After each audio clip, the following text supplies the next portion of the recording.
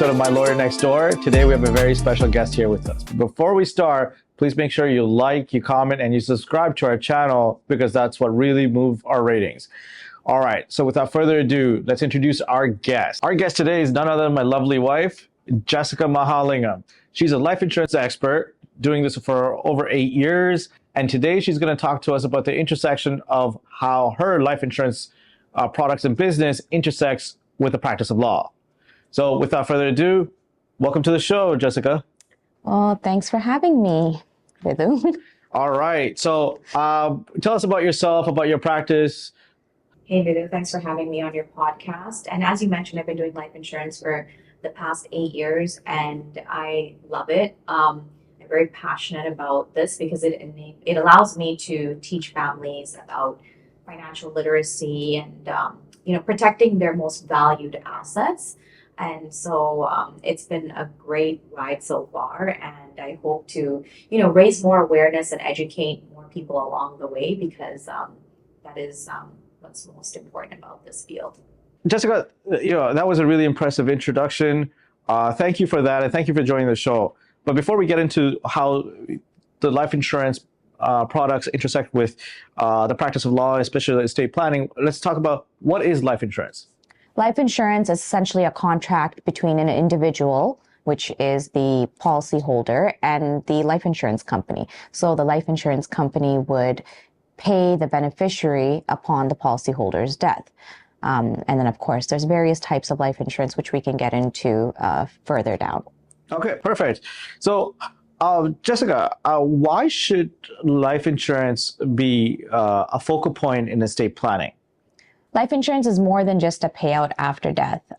It helps provide certainty and guarantee. So what that means is in a world where we live in a shifting market, you know what the proceeds are going to be for your family. So there's a guarantee and a certainty associated with that.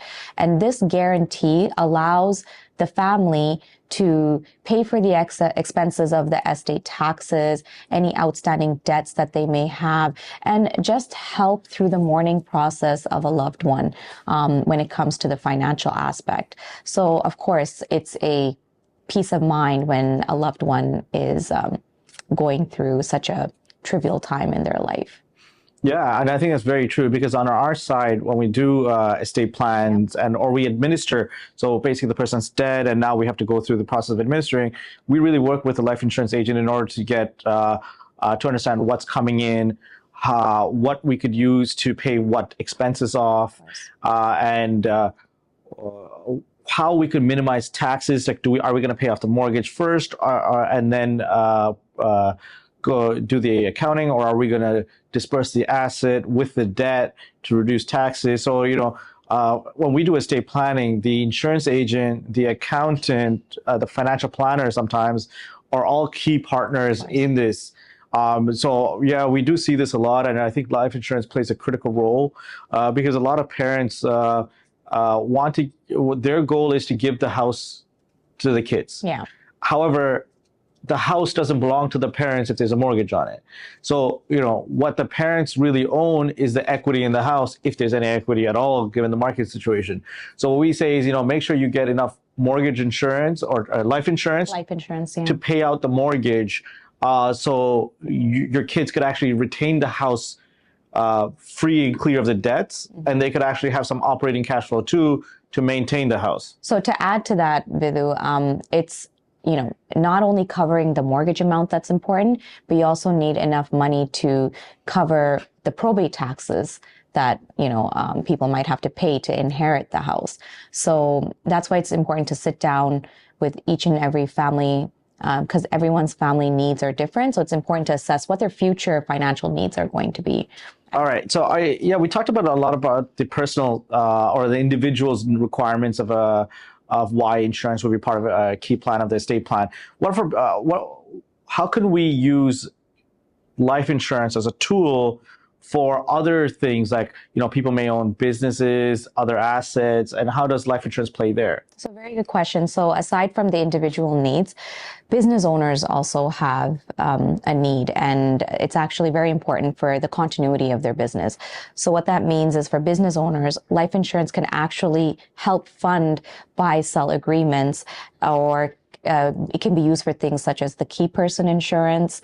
Basically, it allows for the continuity of the business, so the business succession. In summary, what I'm trying to say is that life insurance not only just provides a death benefit, but it offers a critical liquidity, you could say, which is an essential tool in estate planning, essentially, since we're on the topic of estate planning, but overall a peace of mind for the families. So Jasica, we talked about insurance products, but there's probably a differentiation between products within insurance. So yeah, there is. The main ones that we come across are term life and whole life. Can you explain to us what the differences of those are? Of course. There's many more products out there, but for starters, to explain the difference between term and whole life, first you have to decide, if you're deciding between the two, you have to decide which one is right for you, obviously. So you have to consider things such as affordability. So how much is it going to cost? What kind of coverage do you need, and how long do you need it for? Is there an investment portion to this? Do you want that? What is the purpose of you getting life insurance? Is it just for financial security as a death benefit for your family? Is it for wealth planning for your children and future generations? So there are multiple reasons why someone would get life insurance, but all that needs to be done through a meeting where we assess the family's needs. Now, if you're going to break it down to term versus whole life, for example, term life insurance, generally speaking, is more affordable, and it's covers you for a period of time. So, you can get the term insurance for 10, 20, 30 years, and it protects you for that duration of time. And why does that sound appealing to some people? Because for some people, they only need coverage for a specific period of time. They might have young children and they only need the protection until maybe they're a little bit grown up or until their mortgage is paid off. So really, term is amazing for people who find it suitable for a certain period of time. And those who don't want like lifelong coverage. Now, something like whole life would be for those who do want the lifelong coverage. But of course, it is more expensive than the term insurance. And this means that, premiums are paid over time, lifelong. And sometimes you'll also find that cash value is built up in these policies. So that's a feature that some individuals like. And, overall, it's a peace of mind for some people with whole life because you're getting it for longer than that set period of time.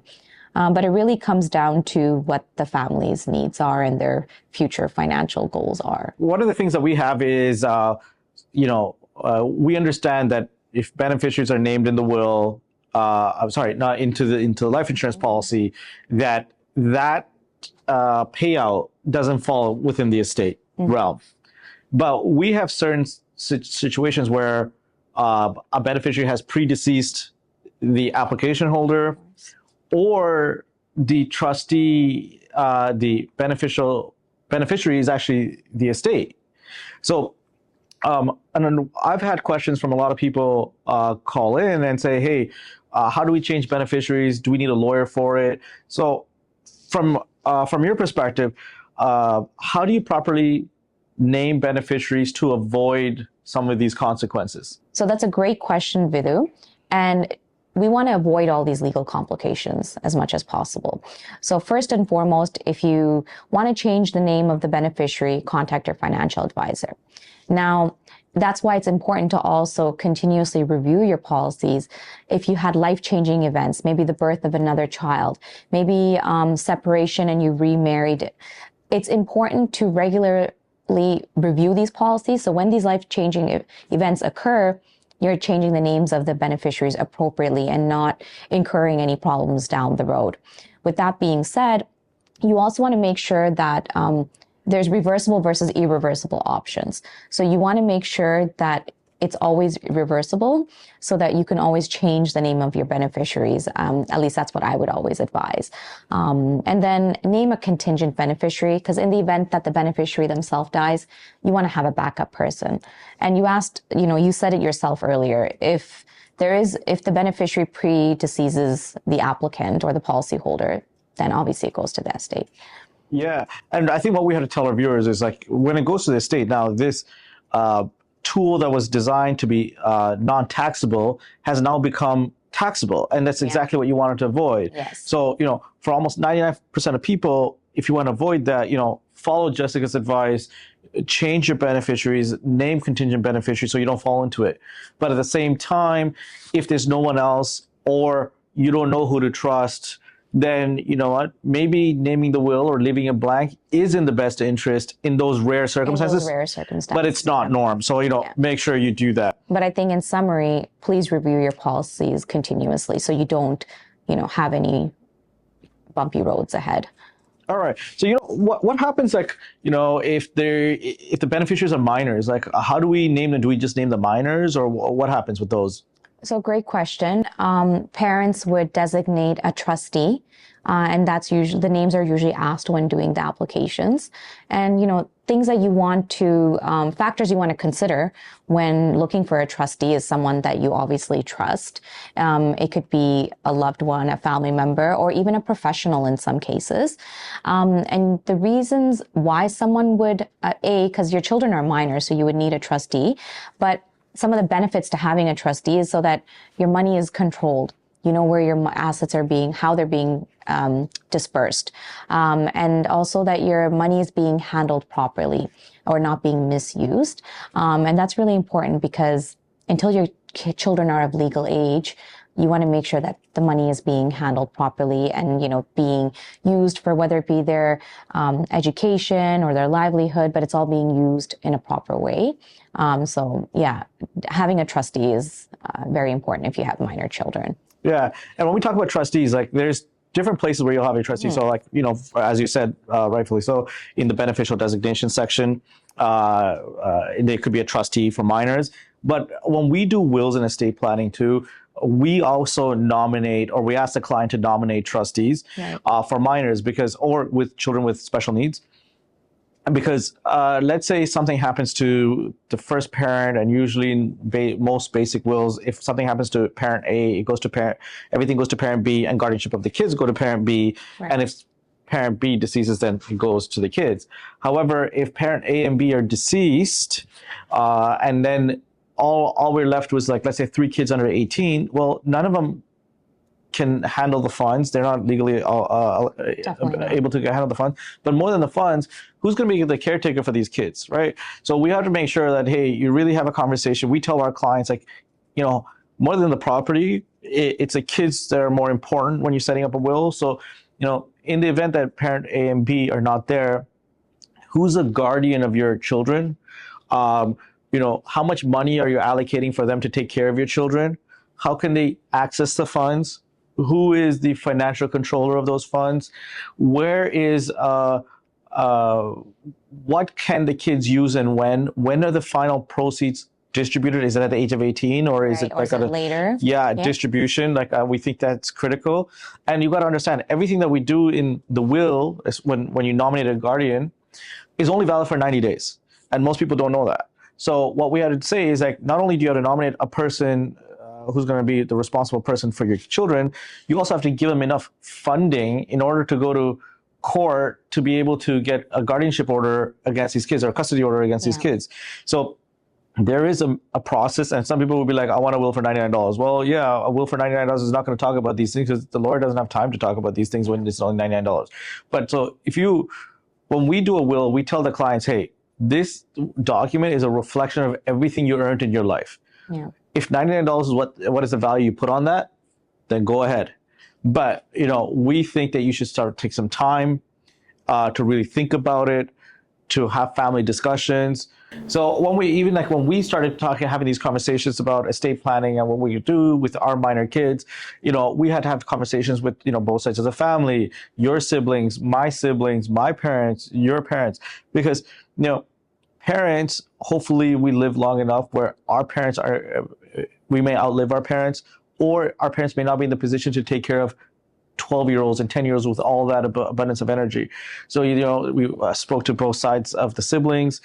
We talked to in-laws because, if one of our child goes and lives with one of our siblings who's married, then that in-law has to be accepting of this life change, because now the kids are going to join them. Their vehicles are going to change, because from a car, they may need a minivan. From a minivan, they may need something bigger. From a 3 or 4 bedroom house, they may need something bigger. How are we going to fund this? How are they going to get access to the pot of money?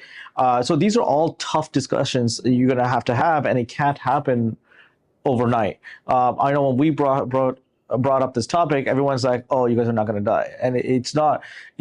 It's such a hush topic talking about death. But what we really want to do is open up that, in the event of death, there is a plan for our most valuable assets, which are our children. No, and I agree with you. It's often seen as a morbid topic, whether it be writing a will or even life insurance. We work so hard day in and day out, like everybody else out there. The one thing that the two things that people neglect, I would say, are, life insurance. And I'm not talking life insurance that's covered with the company that you work at, because that's gone when the day you decide to quit.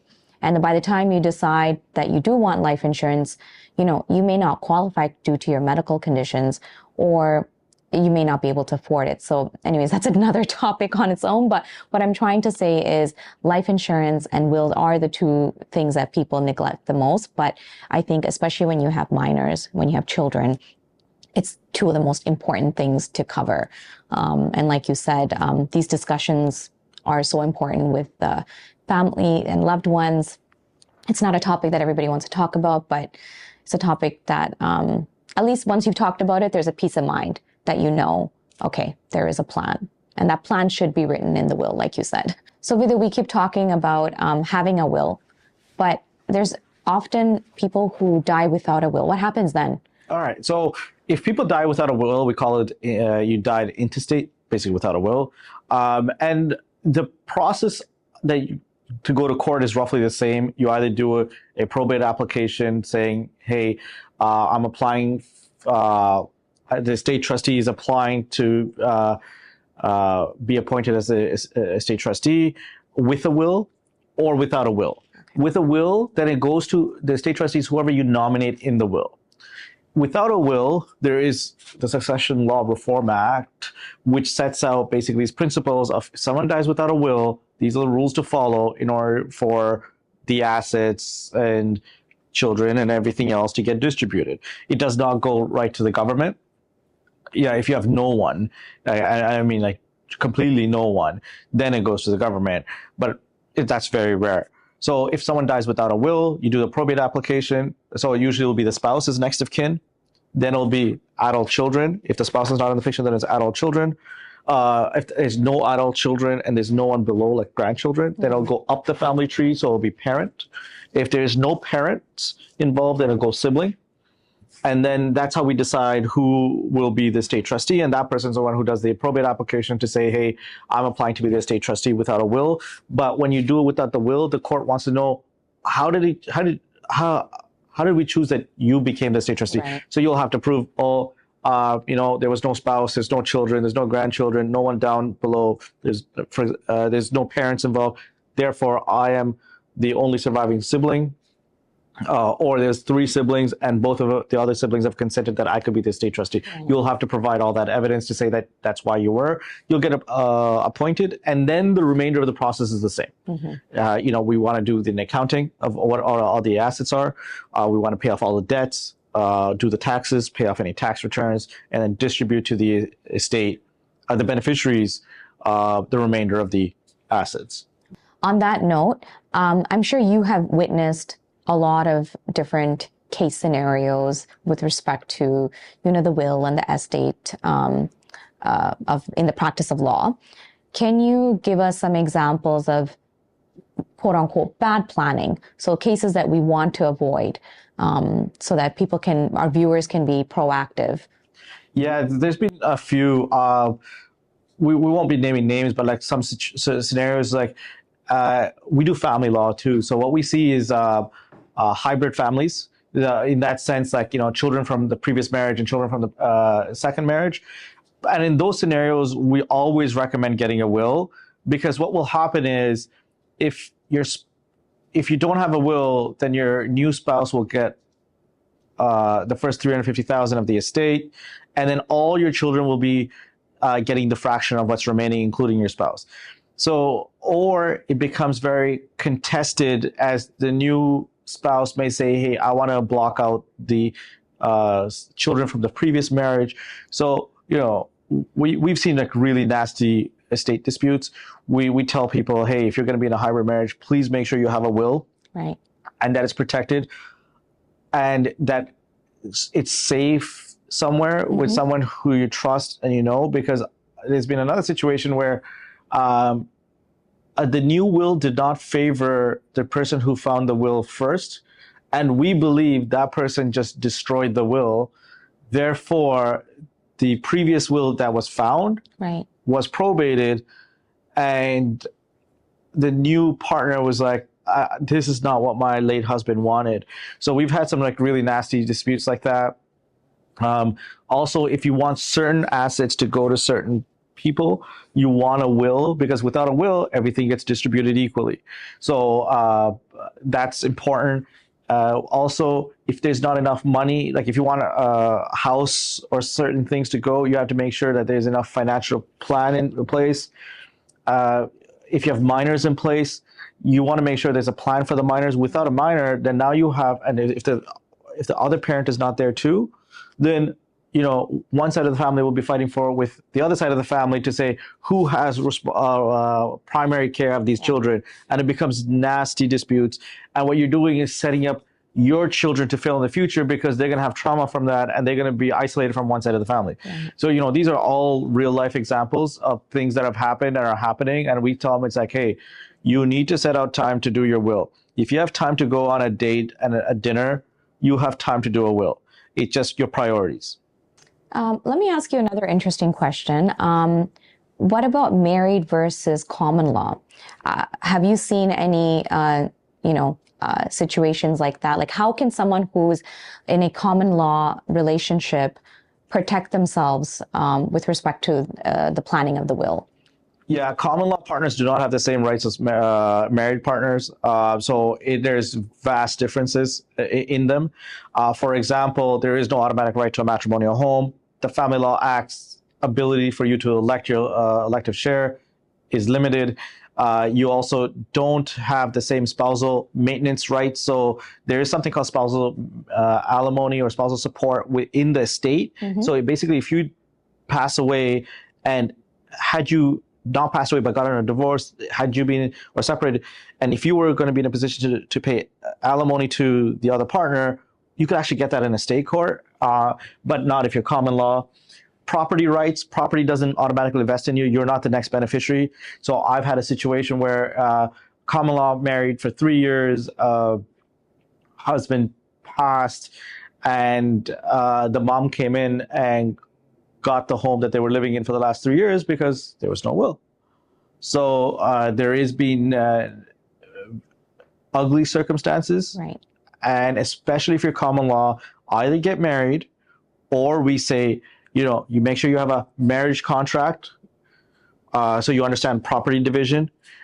Make sure, and if on the future planning side, make sure you have an estate plan or will, and make sure you have the power of attorney, because if something happens as a common law partner, you're not the next in line to make decisions for property or for health. Yeah. How about for end of life decisions? And you've been a partner for 40 years, it's not your decision anymore.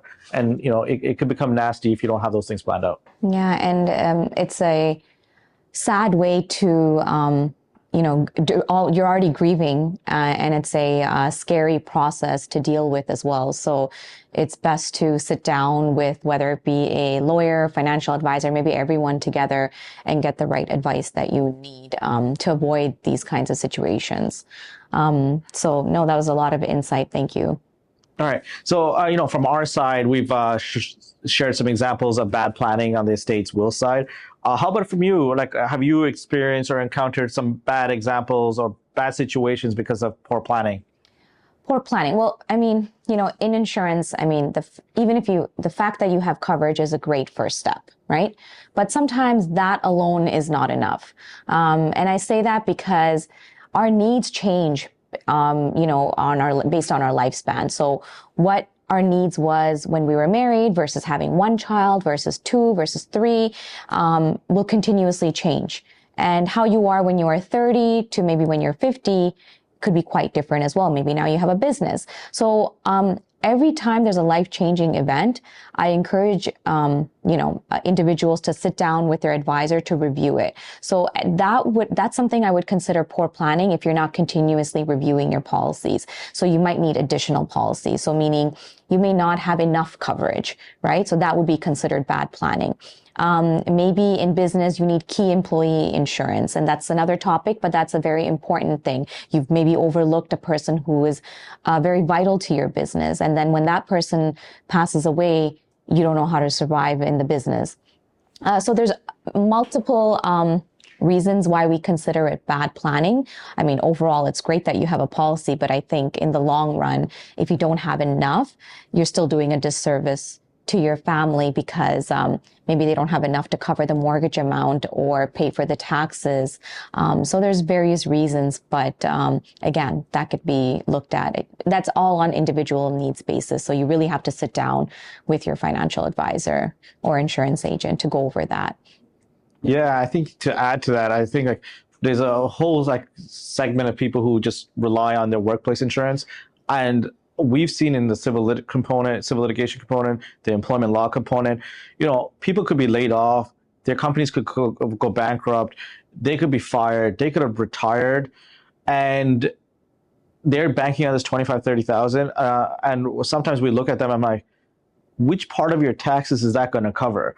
Like, who's going to pay for the other couple $100,000 of either capital gains or probate taxes that come into the question? And they're like, wait, what? And then it's again the poor planning component. So if you're really relying on your workplace insurance, I would suggest you sit down with your favorite financial advisor and rethink that strategy, because you're in for a world of hurt. And a lot of times, like one case and scenario where we're dealing with, person died. There was nothing in the estate to probate because everything else was well planned. It was joint assets, so everything rolled over. However, now there's workplace insurance. There was never a beneficial designation, and now just for this reason, they're going into probate. They got to wait 6 to 8 months in the city of Toronto to get probate, just to get this insurance. And when they get the insurance, they got to pay the taxes on it, and they're going to get net out. So to touch on what you're also saying, we can call it poor planning, but in my world, I consider it like a lack of awareness or lack of knowledge.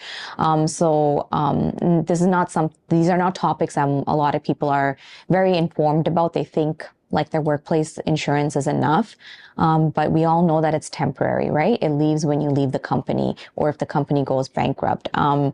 That's why it's, like you said, it's important to have something that's outside of your workplace because, like you said, the $20,000, $30,000, let alone doesn't even cover land value for a funeral these days. Yeah. All right, guys. Well, thank you, Jessica. That was such an informative session on how the life insurance products and practice intersects with the practice of law, specifically wills and estates. Yeah. And I think our viewers really, really learned a lot. And I think if there is one takeaway that they could do is to contact their financial advisor and either create a plan or review your existing plans. For sure. And with that, we conclude, but don't forget to like, comment, and subscribe. Subscriptions are the ways that the algorithm keeps us pushing our videos to the top of people's feeds. So make sure you subscribe and ring that bell.